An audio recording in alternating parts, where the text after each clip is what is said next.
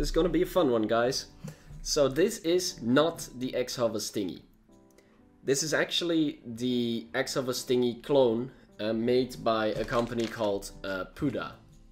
It's called the Puda D240 or something alike, but it is absolutely magnificently horrible. I'll be quick about this video. If you don't want to watch the whole thing, do not ever buy this product. Buy the real one, because this is simply not worth it.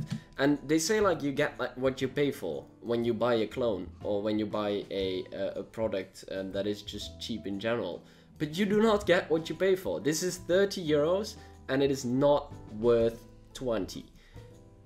Just so many things that are wrong with this. So I'll just rattle them off real quick. This is gonna be fun. Normally I do a product, if I do a product review, I do it after months of experience with it.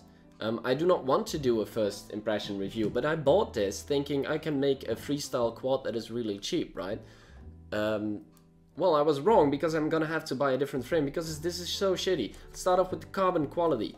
It's just horrible. I can just simply, let me show you. I can bend this by hand. See that? I'm not even putting that much effort in. So I'm thinking I can actually break this just by hand. I'm not going to try, because I might actually still, I don't actually think I will build this one.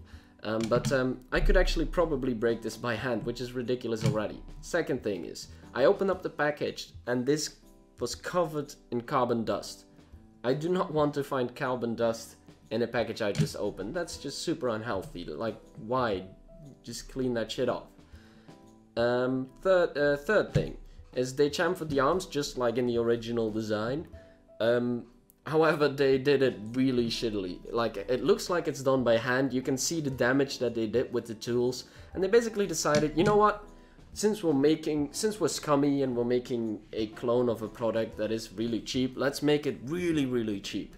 So, I don't know what happens here, but they actually, instead of just chamfering the arms, which is a good thing, they started just damaging it with a tool. It's basically already delaminated before you even start flying. So they were like, yeah, let's save them the trouble, let's damage the arms before they fly. So yeah, do not buy this product. Fourth thing, the tooling quality, so the cut quality of the carbon is horrendously bad. Like, it's so bad, and I don't think you will be able to see in the video, but I'll just make a picture of it so you can see it. It's so incredibly bad. Like, it's actually not even funny anymore. Like, how can you feel okay with selling this? Well, I guess they want to make money. It's super cheap. The fifth thing is they actually advertise this to be 10 grams lighter than it actually is. Oh, look at that. So they're okay with stealing someone's design, but they're also okay with just lying to customers. I mean, could have expected that, right?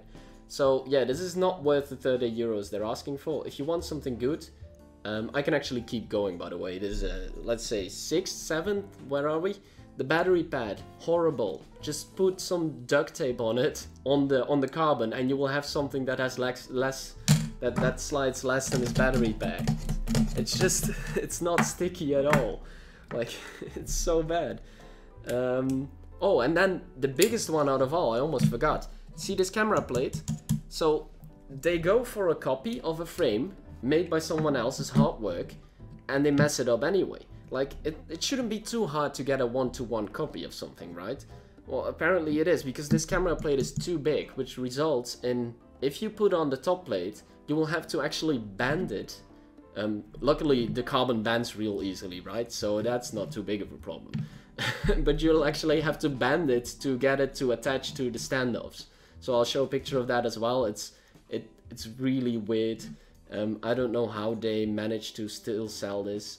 You want an 8th reason why this is horrible? Well, the chamfering of the arms is all great and such, but they didn't chamfer the top plate where the battery straps go. So the place where it would actually be useful, they just were like, nah, you know what? The actual real one, Xhover one, of course has this, but this one, well, they just can't even, they're not even bothered by actually doing this properly. So yeah, you get what you pay for. Do not buy this product. I would actually hazard and say do not buy any of the Puda frames, because if this is the carbon they use, I would not want to fly it.